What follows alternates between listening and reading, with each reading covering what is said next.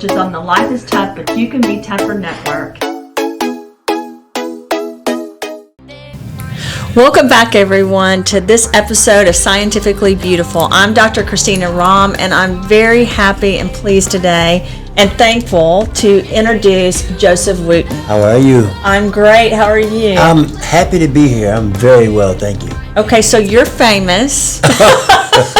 Depends on who you ask. And we have a lot of people on this show from other countries. You've visited a lot of countries, like me, but for music. Yes. For you. For the most part. And music, my mom's a musician. I may have or may not have shared that with you. No, I didn't know that. Yeah, she majored in classical piano and classical I like cello. her better already. Yes.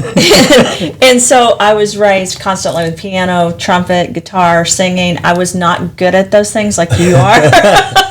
So I sadly disappointed her in my endeavors. But music makes me happy and so many other people happy. Right. And we also know that it impacts people's health even. Right. And so but the purpose of this is to talk about health and science as well as people's lives and how they got to where they are, because life is tough and it takes a certain kind of personality to just keep going and to make it to where you are. And oftentimes when you see someone famous like you that was in Steve Miller Band, the Wooten Brothers, you have your own label, you do all kinds of things. You also do a lot to help people.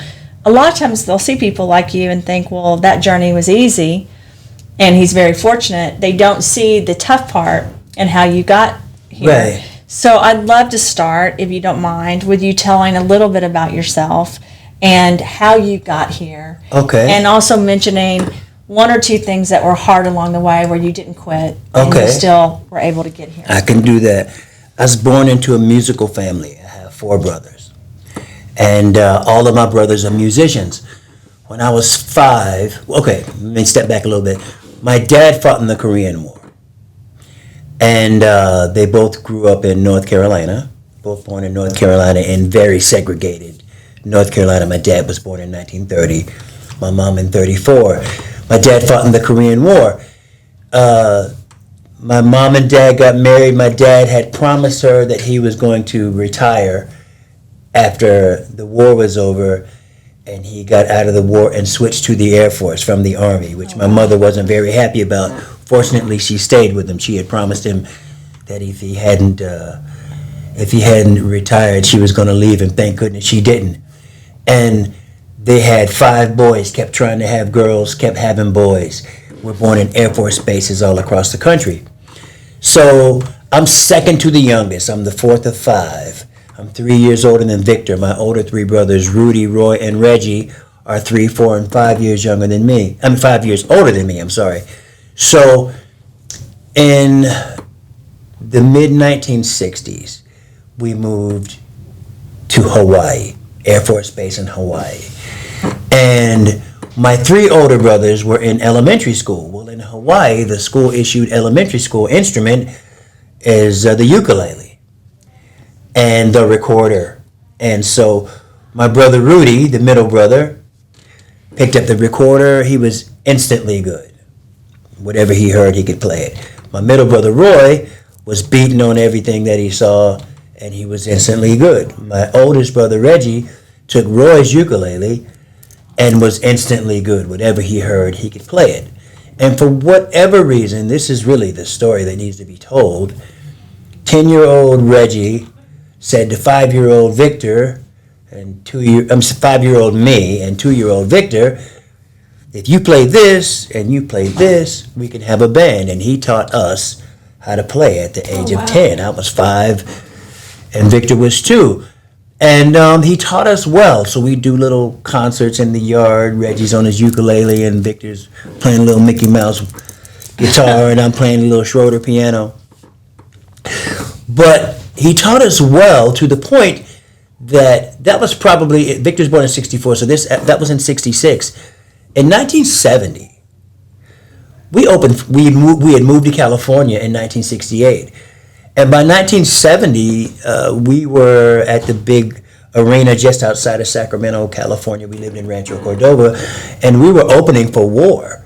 We opened for War, Cisco Kid, why can't we be friends? We opened for them and Victor was only 5. Wow. Victor had just learned to write his name. I was 8. Older 3 brothers were 11, 12, and 13. So we were taught well. And 2 years later, we were on a little mini tour with Curtis Mayfield, and he was singing all the music from the Superfly soundtrack. And at a very young age, we knew what we were doing with our lives. That worked in our favor, that we had focus early. My parents, especially my mom, made sure that wanted to make sure we were people of substance. So she made sure, one, that we made good grades in school. She recognized that the school system wasn't teaching us very well. So she went and got flashcards, and she made sure that we knew how to read, write, do our basic addition, subtraction, multiplication. She'd have the flashcards, and she'd go, when I put this flashcard up, I need you to be able to tell me the answer just like you can tell me your name. And then she'd say, because you know Christmas is coming. And, if you don't know these flashcards, they weren't waiting on Christmas. And, but she knew how tough it was going to be. I mean, she knew how tough it was for them coming up in a very segregated, tough North Carolina, where they go to school all 12 grades in one room with one teacher. Yeah. That was them. So she made sure that we were equipped to endure whatever it was that we would need to endure. Now, in terms of that part of it, it wasn't easy, but it was comfortable because we were playing, we always had somebody to play with, siblings, our parents were at all the gigs. So that part of it was very comfortable. But now, at the age of 2, in terms of difficulty, at the age of 3, I was told I had got very bad pneumonia. Mm-hmm. And that pneumonia left me with asthma. So asthma has been my challenge. And I spent a lot of my childhood just struggling. And eating the standard American diet, the standard American people from the country diet, cereal every morning, cereal every morning, and biscuits, and you can't have a meal without something sweet to wash it down. So I spent a good deal of time struggling. And as I got older, as my brothers went to college, they found a book called Cooking with Dick Gregory. And Dick Gregory was a social activist comedian who found nutrition as he got older. So there was this nutrition book, and we really got into that. Now, from there, it gave me some ideas of making my health better with diet. So I'm a bit of a self-taught nutritionist, but the way that I've been able to overcome my asthma is with diet and the things that I've learned. So asthma has been my challenge, but it's also been my teacher. Yeah. Because had I not had it, I'm a pretty philosophical guy, and I can hear myself going, the vegan's going to die, the meat eater's going to die. Why would I deny myself the thing that I like to eat the most? But when you can't breathe, when you can't breathe and you find a way to be able to breathe if you make some changes, right? It has enabled me with discipline to have a quality of life that I wasn't able to have when I was younger. I mean, I'll be 60 in December. I'm breathing a lot better than I was when I was 50, and certainly when I was 40. I had asthma. Did you really? And people think that because you're a scientist or you're in medicine or clinical or whatever you're doing that you know about nutrition, but I actually went back to Cornell to get certified in nutrition because it was important to me when I have to tell you, I grew up in the country. We had butter, we had and it was really good, right? Yeah. But I always tell people you either live to eat or you eat to live, right? Because it's so important. And I can't even tell you, I make products and people will say how amazing they are, but one of the things and they'll say it changed their life, but I think it's not just the products. I think that I also talk a lot about eating healthy, Right. and cleaning your body, Right. and putting the right things in, because you could give someone the best products, pharmaceutical, nutraceutical, I don't care. Right. But if their nutrition isn't good, it honestly affects your health so much. People don't realize. It really does. It, There's so much to learn, and I'm constantly learning more. The one that surprised me the most is that oftentimes when you're learning nutrition, you're learning just the content. yep. You know, how much protein, how much sodium, how much potassium, how much magnesium, etc.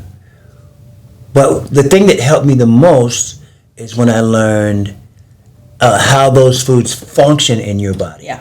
Because some things that have a high nutrition content are very detrimental to your gut lining. Absolutely. And once I learned the correlation between gut lining and breathing, that changed everything. And a lot of the things that I thought I was doing right were very detrimental.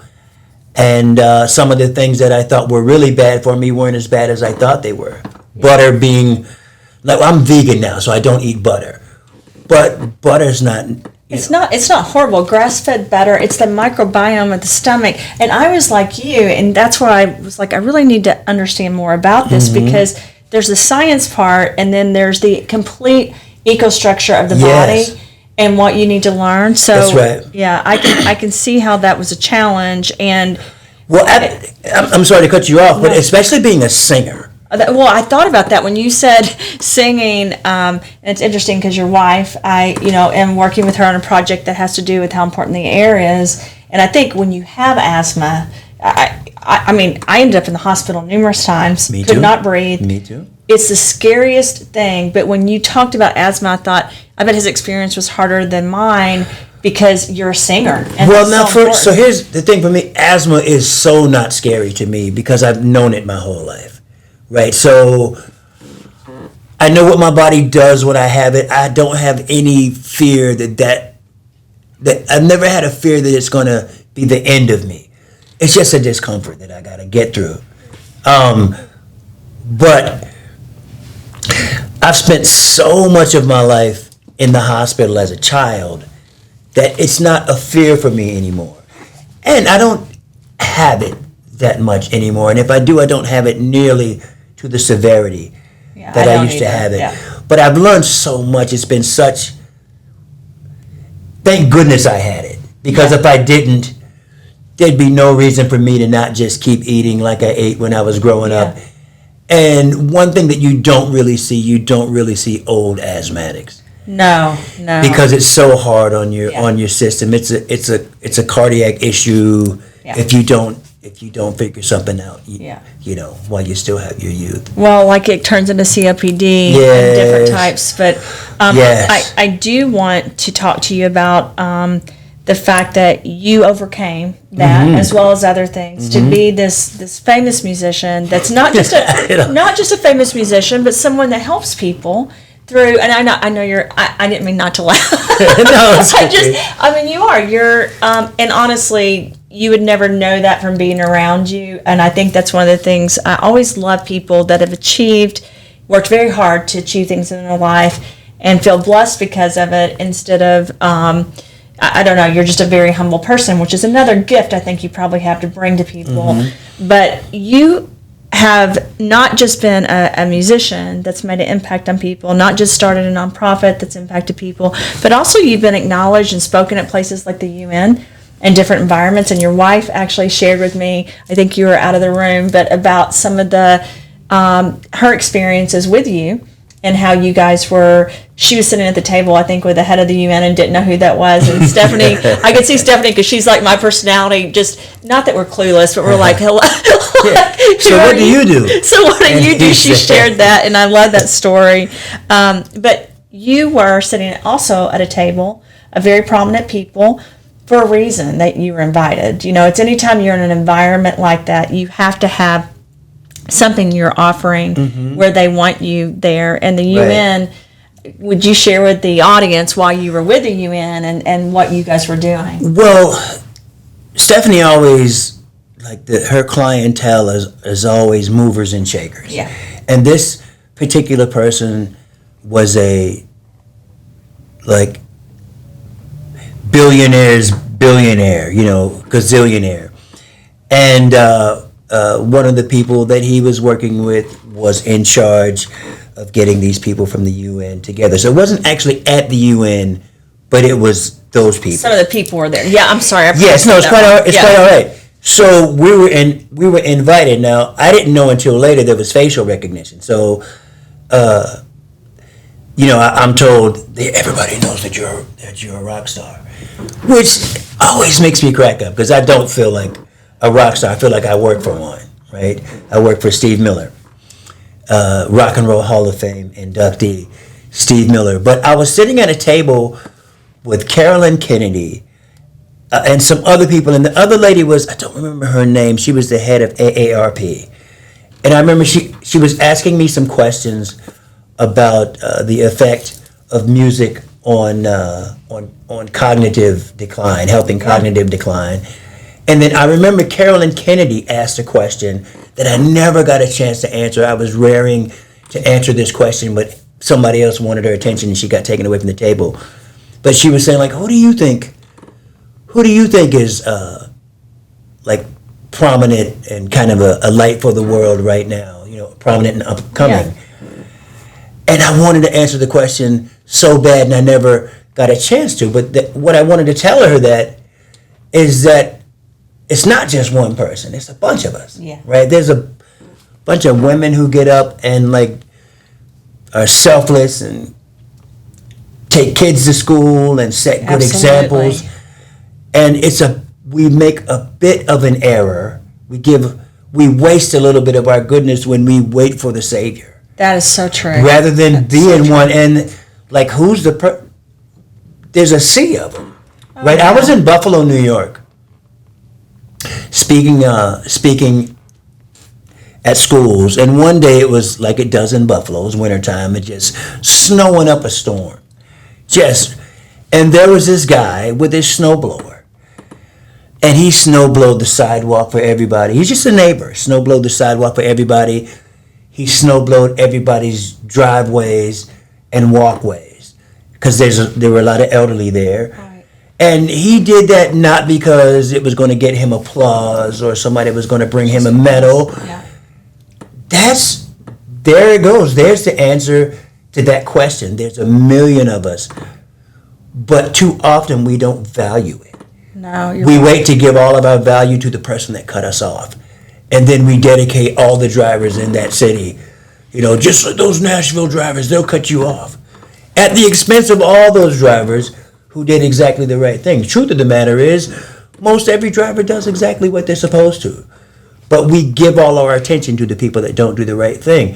And that's the error that we make. Yep. Is that we waste goodness giving all of our attention to people that don't do right. Because there's much more people doing right than there are doing wrong. But one advantage that evil has is that it's not evil until they act on it. Like, it's not evil to go,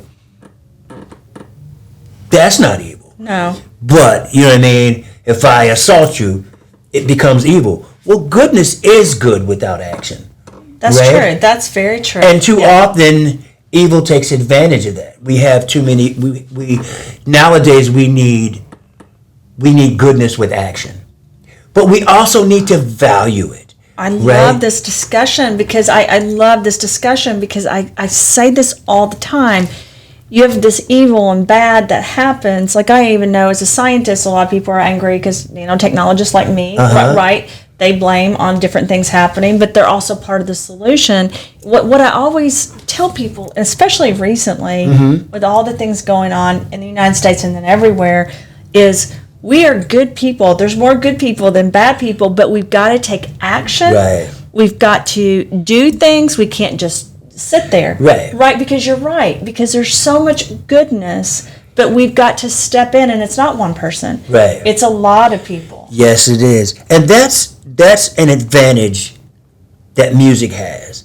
And that music, when music does the right thing, it's the end goal without the process. Yeah. Like, if we can have a conversation and there's a chance that the conversation might bring us to mutual understanding.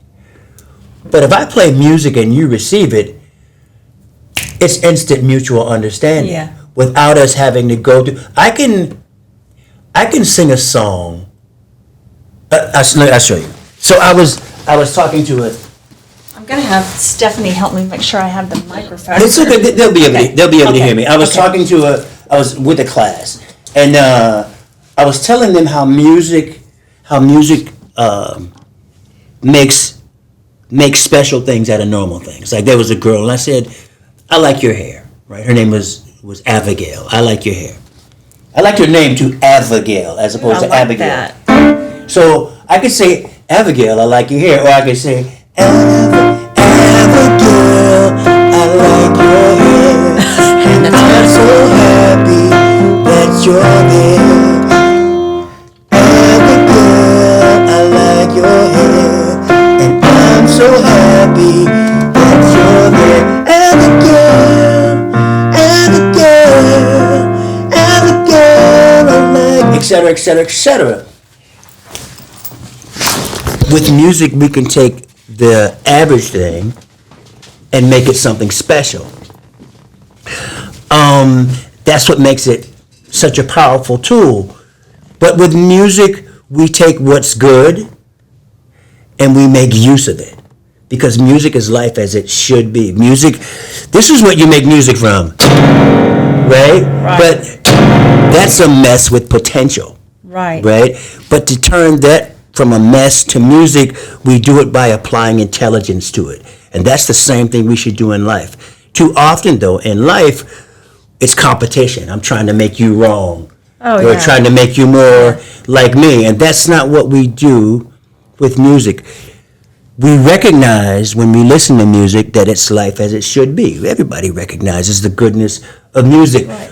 But too often we stop trying to make music.